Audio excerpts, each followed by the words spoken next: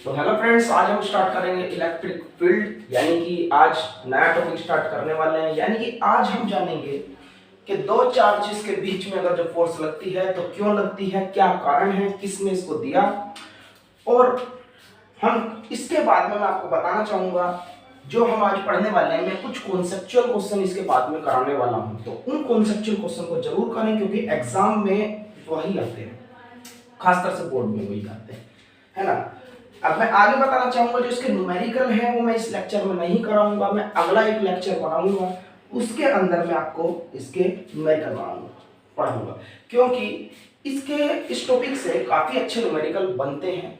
जो बोर्ड से related numerical होगा वो मैं बता दूंगा, जो जेई से रिलेटेड न्यूमेरिकल होगा वो भी मैं आपको उसके अंदर ही बता दूंगा। तो उसके हिसाब से करते रहें, मैं बोर्ड के पहले डाल दूंगा और जेई के बाद में डाल दूंगा, ठीक है, न्यूमेरिकल जो होंगे।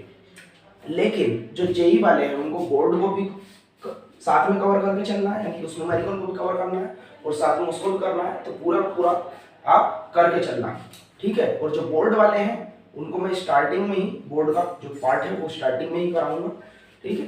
तो वहां से मैं बता दूंगा जहां पर से जेई का जो मैक्सिमम जो पार्ट है जेई का शुरू होगा, तो वहां से वो लोग जा सकते हैं। लेकिन आज का तो पूरा का पूरा बोर्ड का ही है जो मैं पढ़ने जा रहा हूँ, क्योंकि थ्योरी है, थ्योरी तो बोर्ड में आती ही आती है और जेई के लिए भी इंपॉर्टेंट होती ही होती है। तो चलते हैं इलेक्ट्रिक फील्ड अपने टॉपिक की तरफ। हेडिंग डाल लो इलेक्ट्रिक फील्ड। अब जो भाई इलेक्ट्रिक फील्ड जो होती है ना, लो चलो मैं लिख देता हूं पहले, the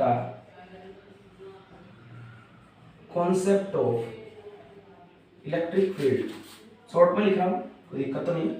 the concept of electric field is given by, किसने दिया, माइकल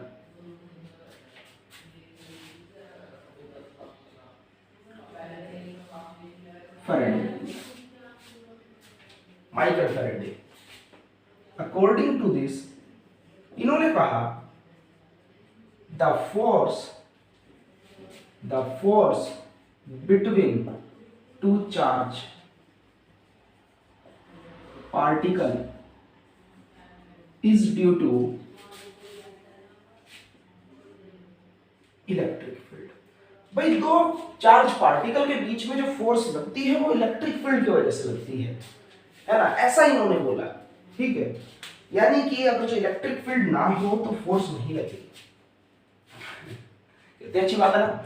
अगर जो इलेक्ट्रिक फील्ड ना हो तो फोर्स नहीं लगेगी। कैसे नहीं लगेगी, सब चीज आज के लेक्चर में सीख जाने वाले हो। चलो तो इतनी बातें समझ में आई, फोर्स लगती है इलेक्ट्रिक फील्ड की वजह से लगती है, ठीक है। लो अब मैं इलेक्ट्रिक फील्ड की डेफिनेशन लिख देता हूं, the space a charge particle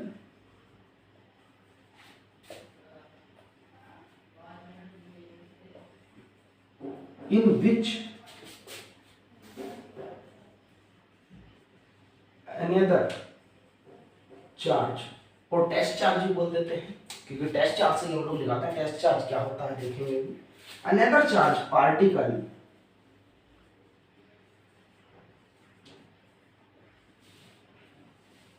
experience a electrostatic force is called electric field. By the space surrounding a charged particle in which another charged particle experience a force is known as electric field. तो लिख लिया होगा, मैं इसको मिटा देता हूं। इसका कहने का मतलब क्या है, इसका कहने का मतलब यह है हर एक चार्ज पार्टिकल, कोई सा भी हो, पॉजिटिव और नेगेटिव हो, हर एक चार्ज पार्टिकल अपने चारों ओर एक फील्ड बना करके रखता है जिसको हम लोग इलेक्ट्रिक फील्ड कहते हैं। कैसे भाई, जैसे कि आपने देखा होगा, है ना, मूवीज में दिखाते हैं ज्यादातर, ये मेरा एरिया है ना, यानी कि वो क्या बना कर रखते हैं, वो फील्ड बना करके रखते हैं अपने चारों ओर, कि ये मेरा एरिया है पूरा, इसमें नहीं आना बिल्कुल भी, नहीं तो अच्छा नहीं होगा तेरे साथ, है ना। चलो मैं एक और एग्जांपल देता हूँ। मान लो कोई यहाँ पर ये जंगल है, ये रहा जंगल, इसमें कोई शेर रहता है। मान लो यहाँ पर ये शेर बैठा हुआ है, ये रहा शेर, अच्छा है, ये शेर बैठा हुआ है। अब यहाँ पर कहीं बहुत दूर एक आदमी खड़ा है, ये रहा आदमी, तो क्या इस आदमी को भी डर लगेगा? चलो तो बाली दे देते हैं इसको दो चार, तो गंजा अच्छा नहीं लग रहा, भूत बन रहा है, मुंह भी नहीं है इसके पास, हंस रहा है, खुश है है ना। अब देखो ये बहुत दूर है, मानो बहुत दूर, तो कैसे शेर से डर लगेगा? भाई बिल्कुल नहीं लगेगा, है ना। लेकिन माइंड में एक बात तो रहेगी कि भाई फोर्स है, फोर्स क्या है, शेर है ना। यानी कि अगर जो मैं उसके पास चला जाऊं तो मार देगा, सो क्या है, वो तो डर नहीं लगेगा बिल्कुल भी, है ना। इसी तरीके से हम बोलते हैं अगर तो कोई चार्ज पार्टिकल यहां पर रखा हुआ हो तो उसकी इन्फिनिटी पर इलेक्ट्रिक फील्ड कैसी होगी? ये कह दो वो इन्फिनिटी पर फोर्स कितनी लगाएगा? मिनिमम लगाएगा, बहुत कम। यानी कि इलेक्ट्रिक फील्ड लाइंस कहां तक जाती हैं? इन्फिनिटी तक जाती हैं। अगर जो ये थोड़ा पास आए, यहां पर आ गया, मान लो मैं नहीं बना रहा हूं, ऐसे बना रहा हूं, तो इसका डर थोड़ा बढ़ेगा हल्का सा कि भी थोड़ा सा पास है। अब यहाँ पर आ गया, है ना, अफ्रीका में आ गया, डर थोड़ा बढ़ जाएगा, बोलेगा अरे यहाँ पर ना आ जाए से मार डालेगा, है ना। अब मान लो जंगल के पास ही आ गया बिल्कुल, तो इसका डर बहुत ज्यादा बढ़ गया, कांपने लग गया, है ना। अब मान लो जंगल में आ गया, उसको शेर दिख गया जिसको शेर दिख गया तो हो सकता है इसका हार्ट अटैक भी आ जाए, है ना, कि भाई अब तो गया, अब नहीं बचूंगा, है ना। तो क्या हो क्या रहा है? इसका डर बढ़ता जा रहा है, बढ़ता जा रहा है। किसकी वजह से? शेर की वजह से। शेर का तो कुछ नहीं कर रहा, तो कुछ नहीं कर रहा, क्यों? पर उसने, शेर ने अपना एक फील्ड बनाया हुआ है, फील्ड अपने चारों ओर। जब ये उस फील्ड के अंदर आना शुरू हुआ, पास में आना शुरू हुआ, और वो फील्ड कहां तक जा रहा है? इन्फिनिटी तक जा रहा है। जब भी तो उसके माइंड में यहां पर भी था कि मेरे पास कि शेर होता है और वो मार देता है इंसान को। जैसे जैसे वो पास आता जा रहा है, उसका डर बढ़ता जा रहा है, और पास आया और बढ़ गया, और पास आया और बढ़ गया। जैसे ही बहुत पास आया तो मैक्सिमम हो गया, हो गया नहीं हो गया? तो इसी तरीके से अगर जब कोई चार्ज पार्टिकल यहां होता तो उसकी इलेक्ट्रिक फील्ड लाइंस दूर तक जाती, है ना, कहां तक? इन्फिनिटी तक, बहुत आगे तक जाती हैं। और हम कह सकते हैं जैसे जैसे हम चार्ज पार्टिकल के पास में आएंगे, इलेक्ट्रिक फील्ड का जो पावर है ना, जो स्ट्रेंथ है, वो बढ़ती चली जाएगी। यहां हम कह सकते हैं स्ट्रेंथ बढ़ेगी तो फोर्स बढ़ती चली जाएगी। कहते हैं ना, दो चार्ज पार्टिकल को जितना पास रखो उतनी तेजी से अट्रैक्ट या कह दो रिपेल करेंगे। क्यों? क्योंकि ज्यादा फील्ड है, पास में आने पर स्ट्रॉन्ग इलेक्ट्रिक फील्ड एक्ट कर रही है, इस वजह से वहां पर फोर्स ज्यादा होती है। यानी कि चार्ज पार्टिकल के आप जितना पास जाओगे उतना ज्यादा फील्ड आपको एक्सपीरियंस होगी, उतनी ज्यादा आप पर फोर्स लगेगी। ठीक है, ये कहते हैं चार्ज पार्टिकल पर फोर्स लगेगी।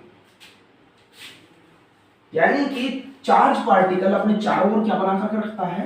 एक फील्ड बना करके रखता है, जिसको हम लोग इलेक्ट्रिक फील्ड कहते हैं। जिस तरीके से शेर अपने चारों ओर फील्ड बना करके रखता है। समझ गए होंगे सभी बातें। और इन्होंने बताया जो बड़ा चार्ज होता है उसको हम लोग सोर्स चार्ज बोलेंगे, और जो छोटा सा चार्ज होता है बहुत ही छोटा, जिसकी कोई फील्ड ही ना हो, किसके रिस्पेक्ट में?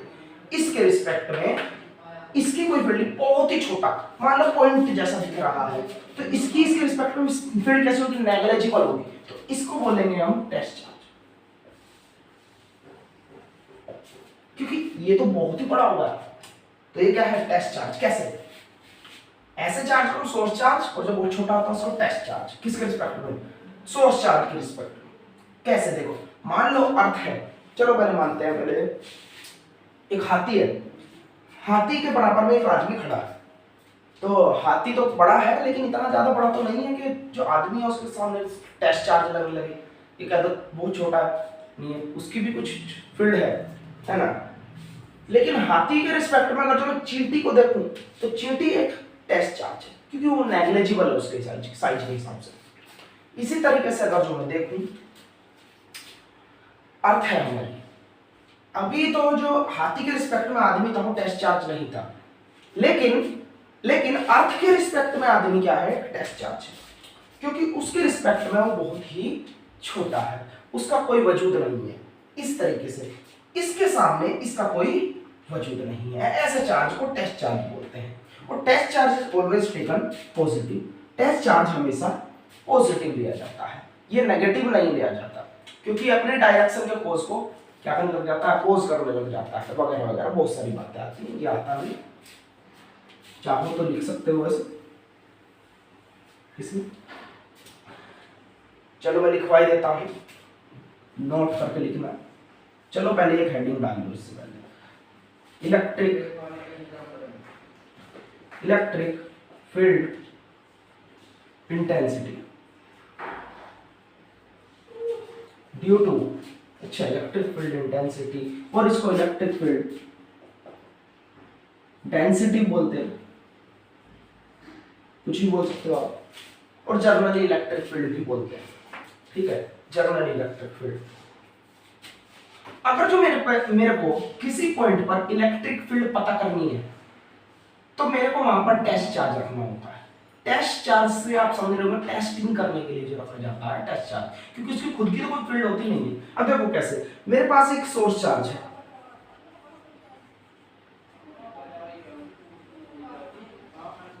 सोर्स चार्ज, ठीक है। अगर जो मेरे को इस पॉइंट पर इसकी वजह से इस पॉइंट पर ये पता करना है कि ये वाला चार्ज इस पी पॉइंट पर कितनी इलेक्ट्रिक फील्ड लगा रहा है, यानी कि electric field intensity eight point P, तो मेरे को यहां पर एक टेस्ट चार्ज रखना पड़ेगा, इसका तो कोई वजूद है नहीं, लेकिन मान लो ये पॉजिटिव है तो इसको क्या करेगा, रिपेल करेगा किस डायरेक्शन, इस डायरेक्शन में। अगर जो थोड़ा पास होता तो तेजी से रिपेल करता, बहुत तेजी से फेंक करके मारता हूं, अब दूर है तो थोड़ा कम मारेगा, मारेगा नहीं मारेगा, है ना। तो इंटेंसिटी यहां पर कम है, यहां पर ज्यादा है। तो टेस्ट चार्ज हम किस लिए यूज करते हैं, इलेक्ट्रिक फील्ड इंटेंसिटी पता करने के लिए। डिफाइन कैसे यूज करेंगे इसको, define electric field per unit test charge is called electric field intensity. Formula is equal to F by Q not, Q not भी टेस्ट चार्ज, ये हमने टेस्ट चार्ज दिया होगा, फॉर्मूला होगा इलेक्ट्रिक फील्ड का, ठीक है। अच्छा, नोट में एक पॉइंट डालू, test charge always taken positive, second positive and small. If the test charge is large, then it modify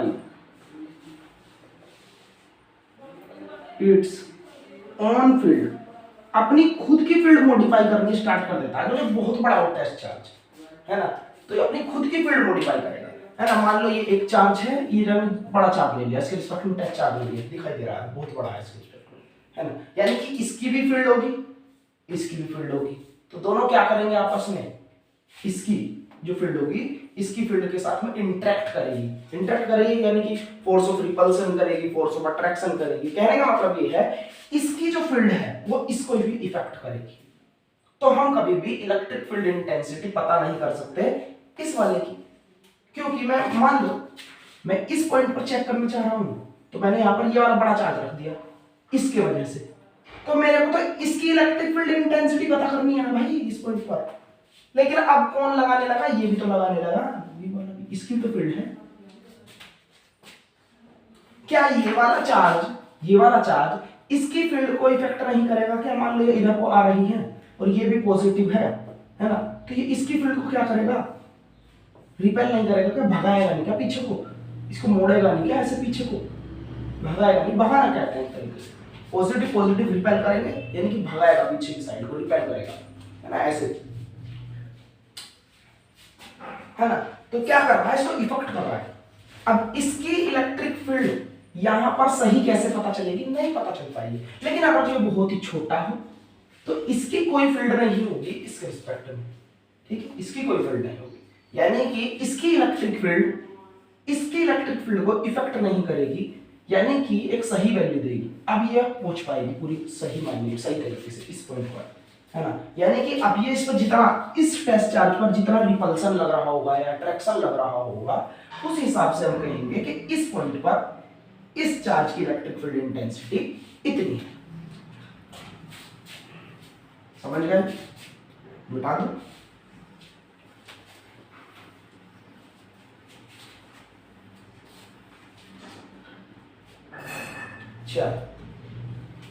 unit क्या है इसकी, एसआई यूनिट, एसआई लिख लेना, एसआई यूनिट। हमने फॉर्मूला पढ़ा भी, E is equal to F by Q not. तो unit क्या बन जाएगी, न्यूटन पर कूलम। क्या बन गई, न्यूटन पर कूलम, न्यूटन पर कूलम, ऐसे लिख लो, न्यूटन पर कूलम। डायमेंशनल फॉर्मूला क्या हो जाएगा, न्यूटन के लिए mLT माइनस के 2 होता है, सी के लिए, चार्ज के लिए 80 होता है, मैं पहले बता चुका कई बार। तो mLT माइनस सी ऊपर गया, माइनस के 3 हो गया, a माइनस 1, ये डायमेंशनल फॉर्मूला आ गया। चार्ज कूलम का डायमेंशनल फॉर्मूला निकालना है, तो कैसे निकालोगे, I is equal to Q by T. तो क्यू का निकालना है ना कूलम का, I a t, ठीक है, मिटा दो, इसकी जरूरत नहीं पड़ेगी, डायरेक्ट याद करना पड़ता है। दिखा दिया मैंने, वैसे क्लियर क्लास में सब करा होगा, वैसे बुक से बच्चे पढ़ते नहीं। अच्छा, अब आगे देखते हैं। अच्छा, आगे कहता है electric field intensity due to a point charge. Electric field intensity due to a point charge, एक पॉइंट चार्ज की वजह से इलेक्ट्रिक फील्ड इंटेंसिटी क्या होने वाली है, जैसे अभी बताया मैंने उसी तरीके से निकालेंगे। लेकिन फॉर्मूला क्या होगा, वैल्यू क्या होगी उसकी, ये तो पता लगा कि भाई दूर जाओगे तो इलेक्ट्रिक फील्ड कम लगनी है, पास आओगे तो ज्यादा लगनी है, लेकिन वैल्यू क्या होगी उसकी, तो उसके लिए मैंने क्या करा, एक चार्ज ले लिया प्लस Q। मैं इस P पॉइंट पर यहां से R डिस्टेंस पर इलेक्ट्रिक फील्ड इंटेंसिटी पता करने जा रहा हूं इसकी वजह से, ठीक है। R डिस्टेंस पर मैंने ये पॉइंट मान लिया P। अगर जो मेरे को इस पॉइंट पर इलेक्ट्रिक फील्ड इंटेंसिटी पता करनी है, तो मैं यहां पर क्या सिलेक्ट करूंगा, टेस्ट चार्ज Q नोट, है ना। Q नोट भी द टेस्ट चार्ज, आप लिख सकते हैं टेस्ट चार्ज। ये क्या है, टेस्ट चार्ज है। अगर जो ये टेस्ट चार्ज है तो test charge is always positive, और ये भी हमने कैसा लिया, पॉजिटिव लिया। तो ये इसको रिपेल करेगा किस डायरेक्शन में, ऐसे, ऐसे रिपेल करेगा। ये पॉजिटिव रिपल्सिव फोर्स लगाएगा इधर की साइड में, F मैंने कहा लगा दिया। अच्छा, अब इस फोर्स की वैल्यू क्या होगी, लो we know F is equal to according to Coulomb's law 4 pi epsilon not Q1, चाहिए वाला चार्ज, और ये यानी Q not by R square. अभी तो हुआ नहीं, ठीक है, ये हो गया।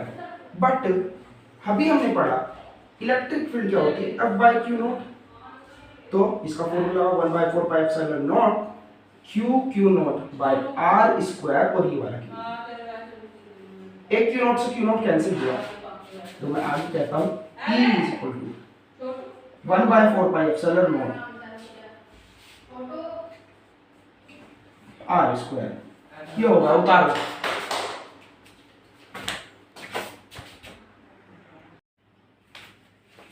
तो देखो आगे डेरिवेशन कंप्लीट करी हम लोगों ने, आगे देखते हैं। अच्छा, एक बात बताओ, यहां से हम बोल सकते हैं इन मीडियम, मीडियम में क्या हो जाएगा, K लगा देते थे हम लोग यहाँ पर। K is the dielectric constant, है ना। या फिर आप ये यूज ना करके आप ये भी यूज कर सकते हो, ईएम। ईएम यानी कि परमिटिविटी ना मीडियम, लेकिन हम लोग शुरू से इसको यूज कर रहे हैं तो इसके साथ के ऐड कर देंगे, के with dielectric constant R square. Medium में ये हो गई फोर्स इलेक्ट्रिसिटी। आगे देखो इसमें, देखो अगर जो मेरे को लिखना है इन वेक्टर फॉर्म, वेक्टर फॉर्म बनाने के हालांकि कई तरीके हैं, है ना, वेक्टर फॉर्म में बनाना आपको सिखा दूंगा। लेकिन एक बात, सबसे बढ़िया बात, अगर जो साइन थीटा कोस थीटा है, लो मैं भी सिखा रहा हूँ, साइन थीटा कोस थीटा है, तो 11th वाले जो हमारे फॉर्मूले होते थे, A vector B vector A B cos theta, ये दो वेक्टर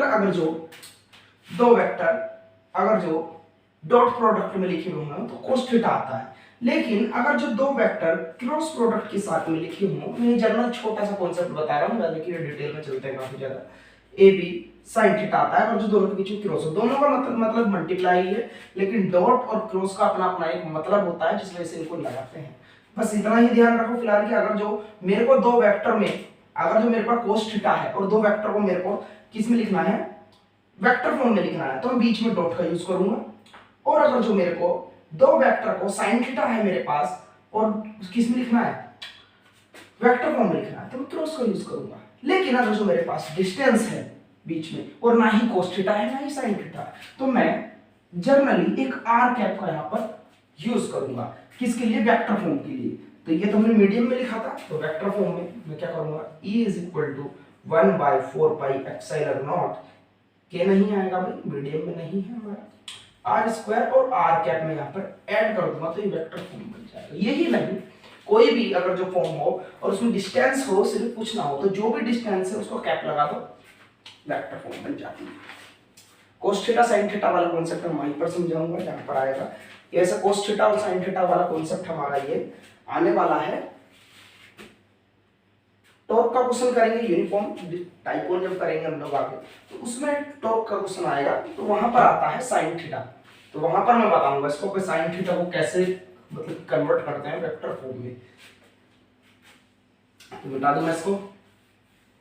अच्छा, अब इस जर्मन फॉर्मूले से देखो, मैं यहां पर लिखूं क्लियरली, हम कह सकते हैं electric field is directly proportional to Q and electric field is inversely proportional to R square and electric field is inversely proportional to K। यानी कि इलेक्ट्रिक फील्ड किस पर डिपेंड कर गई, चार्ज पर। चार्ज जितना बड़ा होगा, सोर्स चार्ज, ध्यान रखना, सोर्स चार्ज, इलेक्ट्रिक फील्ड उतनी ज्यादा होगी P पॉइंट पर। डिस्टेंस जितनी ज्यादा होगी, इलेक्ट्रिक फील्ड उतनी कम होगी, इनवर्सली प्रोपोर्शनल है। मीडियम जितना ज्यादा गाढ़ा होगा, ये क्या तो मेटल बीच में है तो इलेक्ट्रिक फील्ड पास ही नहीं हो पाएगी, है ना। तो उसी तरीके से जितना हैवी मीडियम होगा, इलेक्ट्रिक फील्ड उतनी ज्यादा कम होगी, इनवर्सली प्रोपोर्शनल है।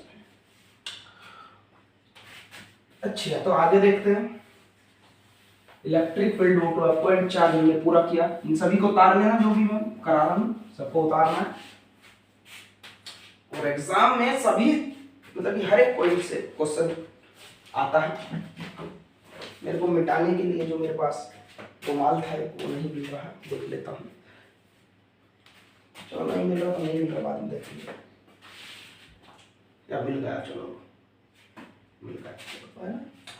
तो देखो आगे हमने कहा electric field intensity due two point charge. आगे देखो, बोर्ड पर आपको नया टॉपिक आया हमारा, physical significance of electric field, जो आपको बोर्ड पर नजर आ रहा होगा, है ना। इसका फर्स्ट पॉइंट कहता है when a charge particle placed in electric field then the particle experience the force. यानी कि अगर जो हम किसी चार्ज पार्टिकल को इलेक्ट्रिक फील्ड में रख दें तो उस पर क्या लगने लगती है, एक फोर्स लगने लगती है, ये जानते हैं, है ना। चार्ज पार्टिकल को अगर जो हम किसी चार्ज पार्टिकल की फील्ड में रखेंगे, जैसे कि, है ना, जैसे कि उतार लिया फर्स्ट पॉइंट, ठीक है। एक सोर्स चार्ज रखा है, इसकी इलेक्ट्रिक फील्ड अपनी जनरेट कर रहा होगा। सोर्स चार्ज नेगेटिव भी हो सकता है, पॉजिटिव। अगर जो मैं यहाँ पर कोई भी चार्ज लाकर रखता हूं तो ये सोर्स चार्ज इस पर क्या करेगा, फोर्स लगाएगा। अगर जो ये सोर्स चार्ज पॉजिटिव है और ये भी पॉजिटिव है तो इसको इधर की साइड में डिस्प्लेस करेगा, यानी कि फोर्स लगाएगा, ठीक है। लेकिन अगर जो दोनों में से कोई भी एक चार्ज नेगेटिव है तो फोर्स अट्रैक्टिव होगी और आपस में दोनों अट्रैक्ट करेंगे एक दूसरे को, ऐसे। आई बात समझ? ये हालांकि बात हम कूलॉम्स लॉ में भी समझ चुके। अच्छा, अब इस सिग्निफिकेंस के अंदर ही, फिजिकल सिग्निफिकेंस के अंदर देखो नेक्स्ट पॉइंट आया, लिखा हुआ है ऊपर, ये कहता है electric field decide the direction of flow of charge. अब जो इलेक्ट्रिक फील्ड है वो फ्लो ऑफ चार्ज की डायरेक्शन को भी डिफाइन करती है। कैसे? यही पुरानी बात, मान लो पॉजिटिव चार्ज है, इलेक्ट्रिक फील्ड बाहर की तरफ होगी। माइकल फैराडे ने बोला था electric field of point positive charge is outward, बाहर की तरफ होती है। अभी बताऊंगा क्यों होती है वैसे भी। अच्छा, अगर तो इसकी इलेक्ट्रिक फील्ड बाहर की तरफ है, अगर मैं यहाँ पर इस पर कोई चार्ज लाकर रखूं, मान लो पॉजिटिव है, तो ये इसको किधर की साइड धकेलेगा, इधर की साइड धकेलेगा, ठीक है, यानी कि ऐसे फोर्स लगाएगा, क्योंकि इलेक्ट्रिक फील्ड बाहर की तरफ है, बाहर की तरफ फोर्स लगाती है, ठीक है। तो यहां से यानी कि इलेक्ट्रिक फील्ड की किस चीज की डायरेक्शन को बता रही है, फोर्स की डायरेक्शन को बता रही है। इलेक्ट्रिक फील्ड बाहर की तरफ है, इसी वजह से फोर्स आउटवर्ड लगी, यानी कि decide the direction of force, ठीक है। अगर जो ये नेगेटिव होता तो अट्रैक्टिव होता, है ना। हम जानते हैं नेगेटिव चार्ज की इलेक्ट्रिक फील्ड इनवर्ड होती है, ये भी माइकल फैराडे ने बताया, ये भी माइकल फैराडे ने बताया। हालांकि इसको आगे वाले लेक्चर में पढ़ोगे, लेकिन यूज यही हो रहा था, यही समझ आना पड़ रहा है थोड़ा सा, लेकिन समझ लो। इलेक्ट्रिक फील्ड का नेक्स्ट पार्ट आएगा, वो नेक्स्ट लेक्चर आएगा। पहले मैं न्यूमेरिकल कराऊंगा इसके ऊपर, फिर नेक्स्ट पार्ट आएगा इलेक्ट्रिक फील्ड का, इलेक्ट्रिक लाइंस ऑफ फोर्सेस, फिर उसके बाद हम उसके भी न्यूमेरिकल करेंगे। हर टॉपिक के ऊपर इस तरह से न्यूमेरिकल करेंगे, है ना, सभी इंपॉर्टेंट न्यूमेरिकल।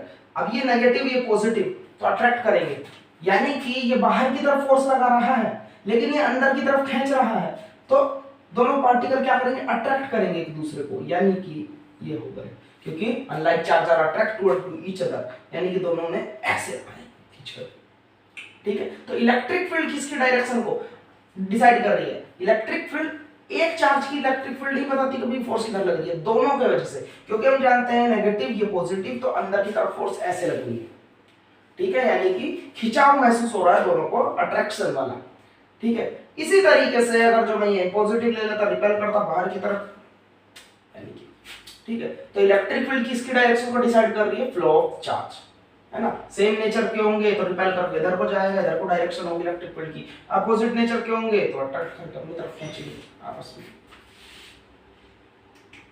ठीक है। थर्ड पॉइंट देखो, थर्ड पॉइंट लिखा हुआ है ऊपर, ये कहता है according to Maxwell, according to Maxwell. चलो पहले लिख लो इसको, पॉज करके लिखना, चलो लिख लिया। अब ये कहता है, देखो ये एक बहुत बड़ा कॉन्सेप्ट है, यानी कि बहुत 3 मिनट 4 मिनट पढ़ोगे जब जाकर पूरा समझ में आएगा, लेकिन मैं देखो समझाने की कोशिश करता हूँ। हालांकि ये पॉइंट 11th में भी आया था लास्ट में चैप्टर्स में, है ना। तो ये कहता है, वेव में आया था, ये कहता है, पहले समझो भाई, इलेक्ट्रिक फील्ड, चार्ज पार्टिकल के पास इलेक्ट्रिक फील्ड होती है, ठीक है।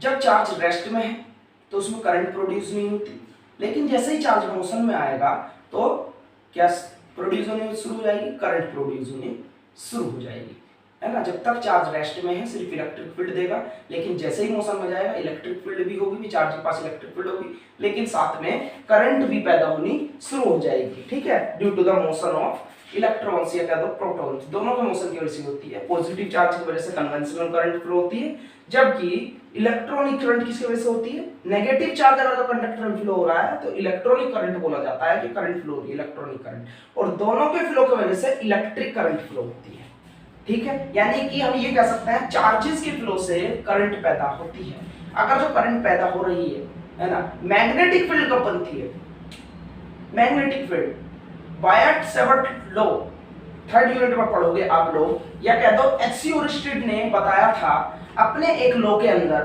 थर्ड यूनिट में पढ़ोगे, एचसी ओरिस्टेड ने बताया था अपने एक लॉ के अंदर कि जो जब किसी वायर के अंदर करंट फ्लो होती है, यानी कि चार्ज फ्लो होता है, करंट फ्लो होती है, तो ठीक है, flow of charge is current, ठीक है, यानी कि करंट फ्लो होती है तो उसके चारों ओर, कंडक्टर के चारों ओर मैग्नेटिक फील्ड प्रोड्यूस हो जाती है। अगर जो ये कंडक्टर है इसमें करंट ऐसे जा रही है तो इस कंडक्टर के चारों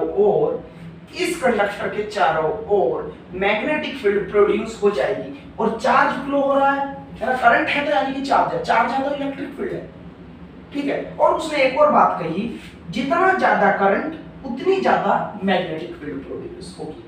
अब करंट कब ज्यादा होगा कंडक्टर के अंदर, जब ज्यादा चार्ज फ्लो हो रहा होगा, इसके अंदर नंबर ऑफ इलेक्ट्रॉन्स ज्यादा फ्लो हो रहे होंगे, है ना। अब ज्यादा चार्ज फ्लो होगा तो ज्यादा करंट होगा, ज्यादा करंट होगा तो ज्यादा मैग्नेटिक फील्ड होगी। कह सकते हो अगर जो इलेक्ट्रिक फील्ड की अभी तक इलेक्ट्रिक फील्ड करंट जा रही थी 2 एम्पीयर की, अगर जो मैं इलेक्ट्रिक करंट को चेंज करता हूं 5 एम्पीयर यानी कि इलेक्ट्रिक फील्ड चेंज करता हूं, ठीक है। इलेक्ट्रिक फील्ड चेंज करता हूं, मैग्नेटिक फील्ड भी चेंज होगी, ठीक है। होगी कि नहीं होगी, क्यों? जब इलेक्ट्रिक फील्ड ज्यादा करोगे तो करंट ज्यादा होगा, करंट ज्यादा होगी तो मैग्नेटिक फील्ड ज्यादा होगी।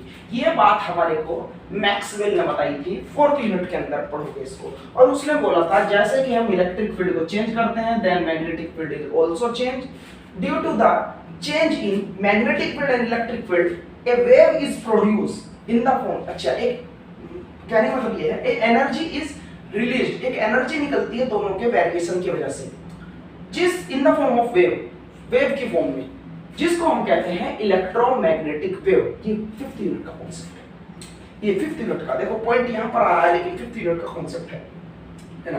तो 4 यूनिट पढ़ोगे जब जाकर के ये पॉइंट पूरा अच्छे से समझ में आएगा।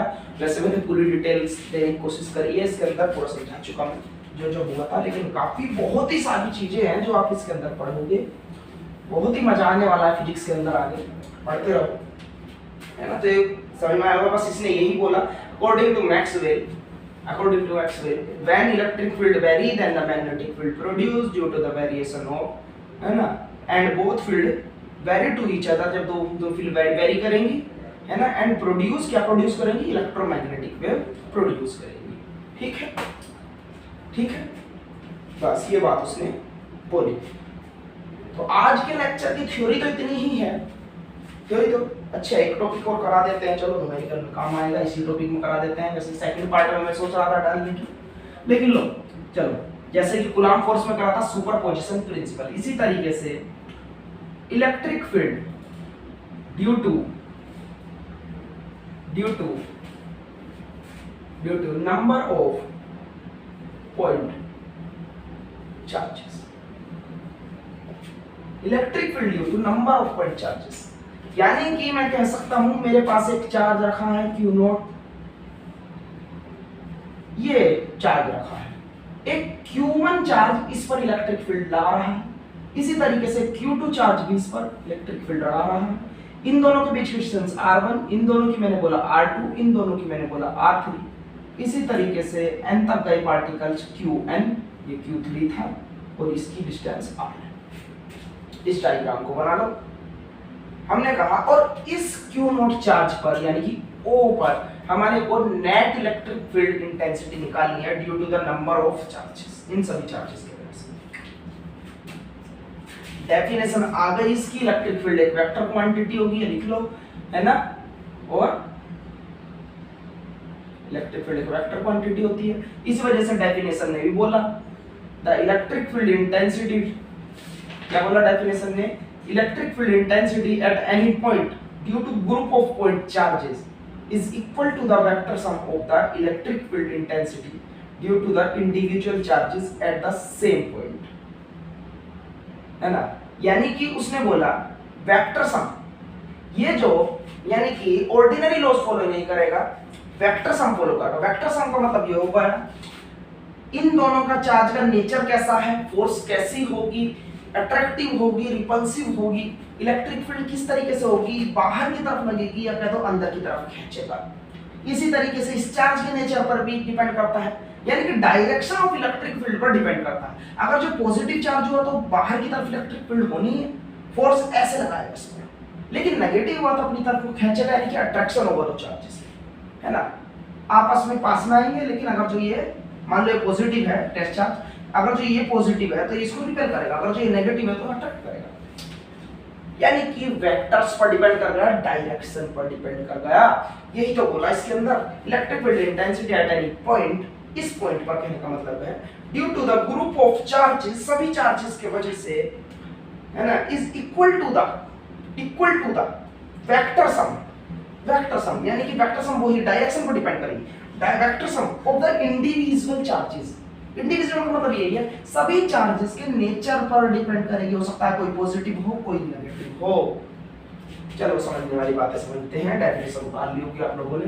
एक पॉइंट लिखो, नेट इलेक्ट्रिक फील्ड क्या होने वाली है इस पर, तो मैंने बोला E1 इस वाले की वजह से इलेक्ट्रिक फील्ड प्लस E2 इस वाले की वजह से, इसी तरीके से E3 और कहां तक जाएगा En तक। ये नेट इलेक्ट्रिक फील्ड होगी, वेक्टर ऊपर लगा देना because it is a vector quantity. इससे ही हम आगे डेरिवेशन करेंगे, इसकी एक फॉर्मूला जनरेट करेंगे जिसको हम आगे डेरिवेशन में यूज करेंगे। इसको इक्वेशन फर्स्ट बोल देना। चलो आगे करते हैं, नोट कर लिया होगा या आप लोगों ने। देखो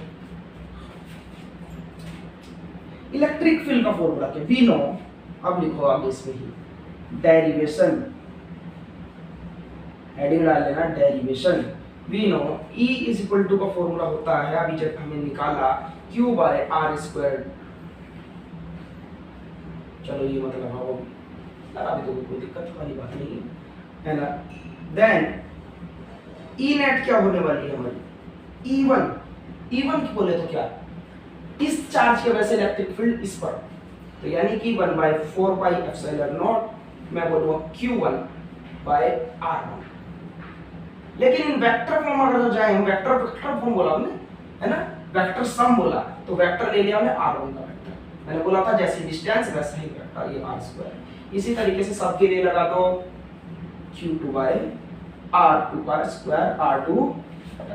इसी तरीके से 1/4 pi epsilon not Q3 bye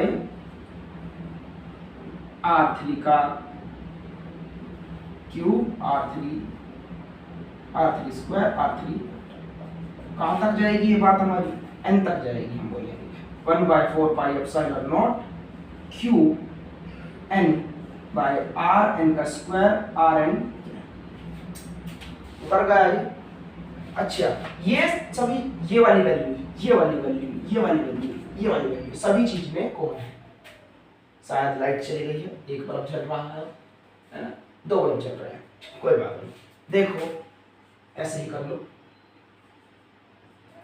ये कॉमन ले लो, 1/4 pi epsilon not Q1 by R1 का स्क्वायर, ये चल रहा है यहाँ पर ब्रैकेट के अंदर, Q2 बाय R2, ये तो कॉमन आ गया, स्क्वायर R2 का Q3 बाय R3 का स्क्वायर R3 कहां तक जाएगा, Qn बाय Rn का स्क्वायर Rn। ऊपर से मिटा दूं इसको, जरूरत ही नहीं है। जैसे हमने कूलॉम्स लॉ में लिखा था, अकॉर्डिंग टू मैथमेटिक्स ये तो सेम है हमारा 1/4 पाई एप्सिलॉन, और ये सभी वैल्यू कहां तक जा रही है, n तक मल्टीप्लाई हो रही है, यानी कि प्लस हो रहा है, सम हो रहा है। तो मैं बोल सकता हूं समीशन, क्योंकि सम हो रहा है अकॉर्डिंग टू मैथमेटिक्स। जब सम होता है n तक तो हम बोलते हैं समीशन। कहां से कहां तक हो रहा है, मैंने बोला I इज इक्वल टू कहां से कहां तक, 1 से n तक, तो 1 से वैल्यू गई n तक, और सीधा ही बोल देते हैं 1 से n तक, ऐसे ही बोल सकते हो जैसे आप बोलना चाहो, ठीक है।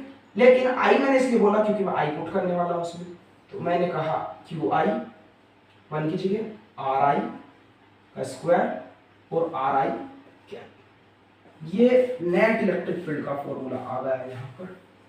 और इसी तरीके से मैं बोल सकता हूं कि दो चार्ज पार्टिकल के बीच में अगर जो कुछ इलेक्ट्रिक फील्ड वर्क कर रही है, जैसे कूलॉम फोर्स बोला था, तो वेक्टर फॉर्म ये बोलती है कि थर्ड चार्ज पार्टिकल अगर जो बीच में आ जाता है, 4 आ जाते हैं, 5 भी आ जाते हैं, तो इन दोनों के बीच की इलेक्ट्रिक फील्ड लाइंस कभी भी इफेक्ट नहीं करेगी। अगर जो इन दोनों के बीच में 2 न्यूटन पर कूलॉम की इलेक्ट्रिक फील्ड वर्क कर रही थी, तो अब भी 2 न्यूटन पर कूलॉम की इलेक्ट्रिक फील्ड ही वर्क करेगी। वो कहता है 2 पॉइंट चार्ज के बीच की electric field can not be affected by the presence of है ना, can not be affected due to the presence of third charge particle. Third charge particle के कारण दो चार्ज पार्टिकल के बीच की इलेक्ट्रिक फील्ड कभी भी इफेक्ट नहीं कर सकती। चाहे तो आप इसको लैंग्वेज में लिख भी सकते हो नोट पॉइंट बना करके, जो मैंने अभी बोला। कैसे लिखोगे? The electric field between the लिख लो, 2 point charges cannot be affected due to the presence of third charge particle। और ये बहुत बार पूछा गया क्वेश्चन है, due to the presence of, लेकिन कूलम्ब्स लॉ से आता है ना। वेक्टर फॉर्म सभी की सेम चलती है, अभी हम पोटेंशियल में भी करेंगे वेक्टर फॉर्म को, due to the presence of third charge particle. अच्छा, तो कुछ कॉन्सेप्चुअल क्वेश्चन देखते हैं इसके ऊपर।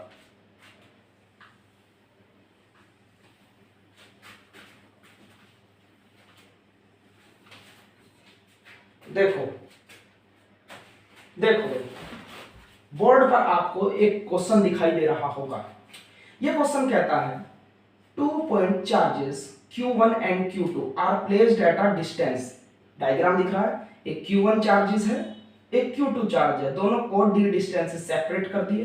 अब वो कहता है ये P पॉइंट दिखाई दे रहा है आपको, इस P पॉइंट पर इलेक्ट्रिक फील्ड इंटेंसिटी 0 है, उसने बोल दिया 0 है। अब वो कहता है कि देखो लास्ट में लाइन लिखी हुई है, write two conclusions that you can draw from this, यानी कि दो कंक्लूजन लिखो, यानी कि कहने का मतलब है दो पॉइंट्स को इसके बारे में क्या कहना चाहते हो आप, इसके बारे में क्या बोल सकते हो आप इस डायग्राम को देख करके, इस पूरी कंडीशन को देख करके कि जो हमने क्वेश्चन में आपको दी है। क्वेश्चन उतार लिया होगा, ठीक है। अब देखो ये दिया हुआ है उसने Q1 Q2, ये कोई P पॉइंट था और यहां पर इलेक्ट्रिक फील्ड इंटेंसिटी 0 है। अगर जो यहां पर इलेक्ट्रिक फील्ड इंटेंसिटी 0 है तो इसका मतलब क्या है? मान लो यहां पर कोई टेस्ट चार्ज है। हमेशा अगर जो इलेक्ट्रिक फील्ड इंटेंसिटी अब आपको चेक करनी है, मैंने स्टार्टिंग में बोला, तो वहां पर टेस्ट चार्ज आपको लेना ही पड़ेगा, उससे ही आप निकाल पाओगे, ठीक है। हमने कंसीडर करा है test charge is always positive, है ना। अगर जो ये पॉजिटिव है और मान लो ये भी पॉजिटिव है, माइंड में मानो, अगर जो ये दोनों पॉजिटिव है तो इसको रिपेल करेगा कहीं इस डायरेक्शन में। मैंने बोला F1 इलेक्ट्रिक फील्ड लगाई, क्या तो इलेक्ट्रिक फील्ड से बात चल रही है तो E1 इलेक्ट्रिक फील्ड से रिपेल किया, है ना। इलेक्ट्रिक फील्ड कुछ ऐसे लगी। इसी तरीके से ये वाला चार्ज पार्टिकल, अच्छा दो चीजें कैंसिल कब होती हैं? जब दोनों के लगने वाली इलेक्ट्रिक फील्ड या दोनों चीजें उल्टी हो, यानी कि ये वाली फील्ड अगर जो इधर को लग रही है तो दूसरी फील्ड इधर को लगे तो कैंसिल हो जाती है, और दोनों का मैग्नीट्यूड इक्वल हो तो कैंसिल होगी। तो मैंने कहा कि इस वाले चार्ज ने ये नेगेटिव हो, अगर जो माइंड में माना, तो ये ऐसे खींचेगा कुछ E2 इलेक्ट्रिक फील्ड से, ठीक है। यानी कि और ये दूर भी है भाई, दोनों के बीच की डिस्टेंस D, और ये पास में रखा है, और ये E1 ऐसे और ये ऐसे, तो ये तो इलेक्ट्रिक फील्ड इंटेंसिटी 0 हो सकती है, इक्वल एंड अपोजिट पड़ता है, ठीक है, हो सकती है। ये दूर भी है, ऐसा हो सकता है कि ये बड़ा हो चार्ज और ये छोटा हो, इसकी फील्ड कम लग रही है उस पर और इसकी फील्ड ज्यादा लग रही है, और दोनों की बराबर मिला करके इक्वल बैठी है, ठीक है। तो कैंसिल हो जाएंगी इक्वल एंड अपोजिट, और net field at P is 0, तो ये दिखाई पड़ रहा है, ठीक है। लेकिन अगर मैं मानूं कि दोनों चार्जेस सेम नेचर के हैं, ये भी पॉजिटिव, इसने इधर को लगाई और ये भी पॉजिटिव, अगर ये पॉजिटिव होगा तो ये भी इधर को ही रिपेल करेगा, तो सेम डायरेक्शन हो गए, तो ये बात तो ठीक नहीं हुई। Electric field intensity P point पर 0 होगी नहीं, तो सेम डायरेक्शन ऐड हो जाएगा। इसी तरीके से मैं कहूं, अगर जो ये वाला पॉजिटिव हो और ये वाला नेगेटिव हो, अगर जो ये वाला पॉजिटिव हो तो ये तो रिपेल कर देगा इधर को E2 से, और ये क्या करेगा, इसको अट्रैक्ट करेगा अपनी तरफ E1 से। लेकिन एक बात यहां पर गलत हो जाएगी कि ये चार्ज पार्टिकल पास है, ठीक है, ये चार्ज पार्टिकल पास है, तो आप बोल सकते हो यहां से कि इस चार्ज पार्टिकल को छोटा होना पड़ेगा, है ना। यानी ये कह दो, यानी अब भी बढ़ा जाएगा ये पार्ट, हम कहेंगे ये चार्ज पार्टिकल अब क्या करेगा, एक मिनट मेरी कंफ्यूज होगा, ये कम से खींचेगा, ठीक है। ये चार्ज पार्टिकल अब भी बड़ा रहेगा क्योंकि ये ज्यादा तेजी से रिपेल करेगा, है ना, तो इसको दूर रहना पड़ेगा जिससे कि इसका इफेक्ट यहाँ पर कम लगे। मान लो इसका इफेक्ट इतनी दूर से 2 न्यूटन पर कूलम लग रहा है, तो इसको पास रहना पड़ेगा क्योंकि ये स्मॉल होगा 2 न्यूटन, जब भी तो कैंसिल होगा। आप कैसे भी मान सकते हो, ये पॉजिटिव मानो ये नेगेटिव मानो, या ये पॉजिटिव मानो ये नेगेटिव मानो, दोनों ही बातें बिल्कुल करेक्ट बैठेगी। तो आंसर में क्या लिखना है, फर्स्ट पॉइंट आंसर यही लिखना है जो लिखवा रहा हूं, बोथ चार्जेस। इस डायग्राम को देख करके हमारा समझ में आया, both charges are equal and opposite, both charges are equal and opposite. Second point हम क्या कह सकते हैं कि ये वाला चार्ज कैसा होगा, बड़ा होगा, भाई दूर है, क्योंकि जितनी फील्ड ये लगाएगा ये पास रखना पड़ेगा, अगर ये छोटा है पास रखा हुआ है ना, उतनी ही फील्ड से खींचेगा, अभी तो जीरो होगी, यानी कि Q1 is greater than Q2। Second point तो नोट कर लो इसको, कॉन्सेप्चुअल क्वेश्चन है, आया हुआ क्वेश्चन है एग्जाम के अंदर, 2014 में आया था। एक और कॉन्सेप्चुअल क्वेश्चन लेते हैं। ये कहता है, देखो बोर्ड पर लिखा हुआ है क्वेश्चन, ये कहता है, नोट करो इसको, in an electric field an electron is kept freely. एक इलेक्ट्रिक फील्ड लगी हुई है, उसमें हमने एक इलेक्ट्रॉन को रखा हुआ है, ठीक है। If the electron is replaced by proton, अगर जो इलेक्ट्रॉन को प्रोटॉन से रिप्लेस कर दिया जाए, what will be the relationship between the forces experienced bye them, है ना, यानी कि दोनों के बीच में रिलेशनशिप क्या होगी, जो फोर्स एक्सपीरियंस कर रहे होंगे दोनों, तो क्या होगी भाई, देखते हैं क्वेश्चन तो उतार लिया वो क्वेश्चन आप लोगों ने।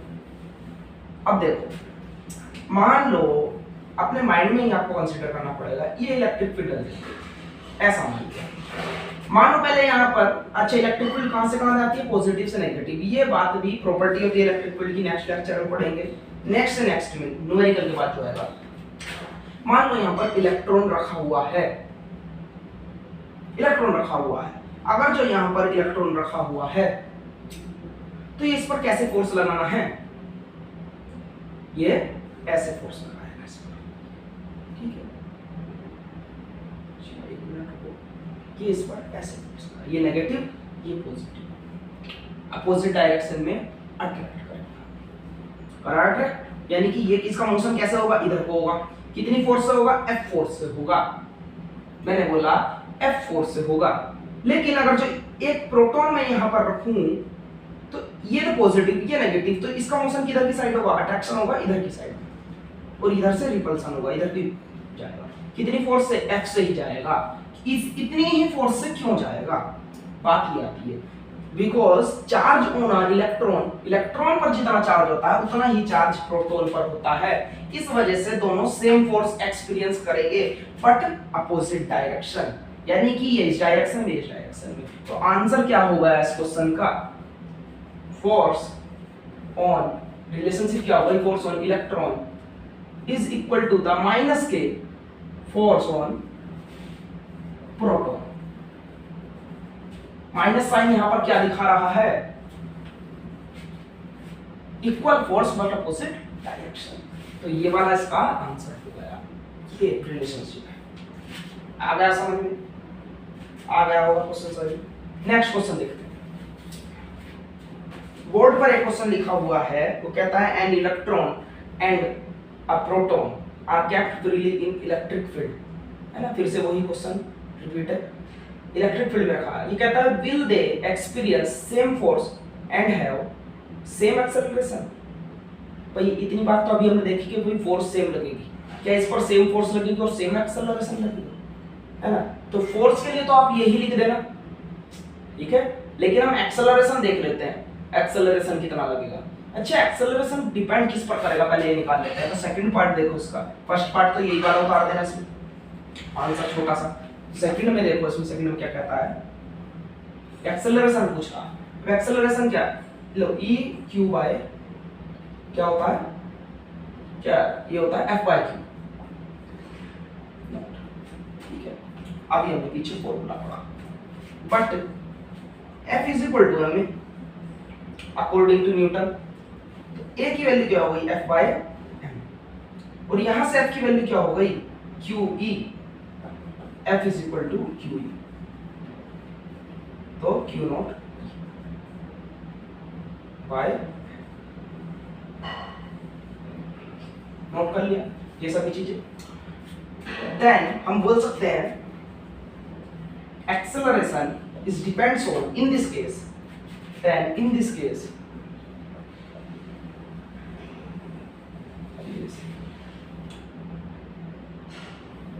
या क्या दो in this case ऐसे बोलो for electron and proton for electron और proton के लिए charges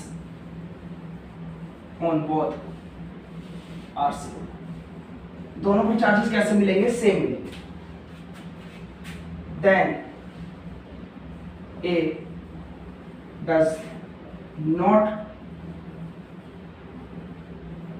depends on Q not and E यानी कि नहीं तो चार्ज पर डिपेंड करेगा क्योंकि दोनों का चार्जेस सेम है तो एक्सेलरेशन दोनों के लिए सेम होना है Q की वजह से।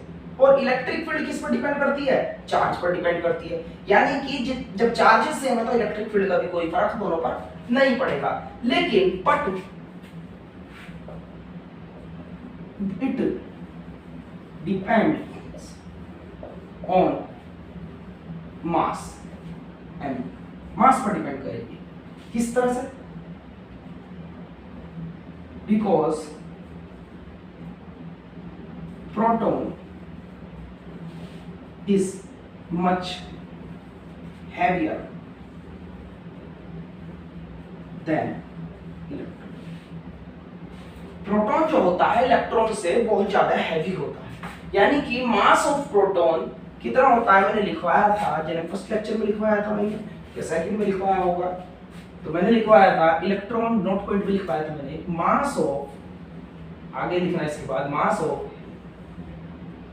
प्रोटॉन कितना होता है 1.36 mass of electron mass of electron में इतना मल्टीप्लाई करो तब जाकर के मास ऑफ प्रोटॉन आता है and according to this formula क्या A is inversely proportional to M then we can say that यानी कि मास जितना ज्यादा होगा एक्सेलरेशन उतना कम होगा hence we can say that then लिख सकते हैं we can say that भाई देखो मास किसका ज्यादा है प्रोटॉन का इसका मतलब प्रोटॉन कम एक्सेलरेशन लेगा किससे कम लेगा इलेक्ट्रॉन से तो बोलो then we can say that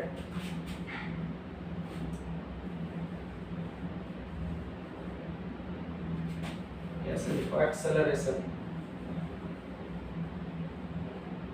of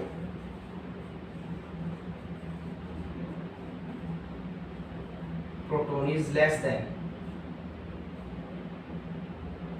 acceleration of होगा आंसर नोट कर लो इसको आगे देखते हैं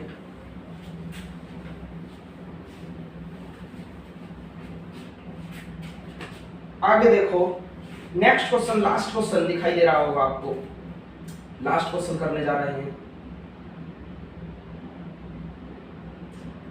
3 क्वेश्चन कर चुके हो अब तक ये देखो द इलेक्ट्रिक फील्ड है ना E by F एक minute the electric field E due to the point charge at any point is defined as भाई इलेक्ट्रिक फील्ड का फॉर्मूला ये होता है जो दिखा रखा है लिमिट Q बाय बुक के अकॉर्डिंग ये होता है लिमिट लगा कर देता है बुक में Q टेंड्स टू 0 और F क्या होता है और F बाय Q ये होता है ना where Q is the test charge उसने बोल दिया Q क्या है एक टेस्ट चार्ज है अब आगे सुनो and F is the force acting on it है ना यानी कि F जो होती है फोर्स होती है हमने फर्स्ट जब लेक्चर स्टार्ट करता है जब इस पढ़ता है इसको what is the physical significance of अब देखो तो अगले क्वेश्चन बस क्वेश्चन में वो यही पूछता है limit Q tends to zero दिया हुआ है, इसका मतलब क्या है यहाँ पर, क्या मतलब है इसका, ये Q टेंड्स टू जीरो जो दिया हुआ है,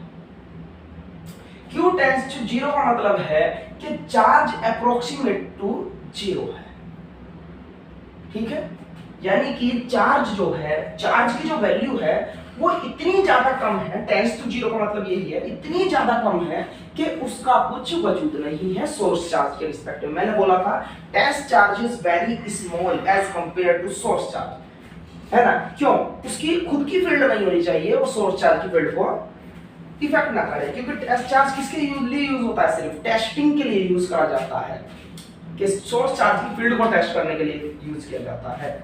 तो यहाँ पर Q टेंड्स टू जीरो किसको डिफाइन कर रहा है, सिर्फ यानी कि कहने का मतलब ये है कि test charge is very small, test charge बहुत ही छोटा है, उसकी कोई फील्ड नहीं है, लिमिट का कहना सिर्फ यही है।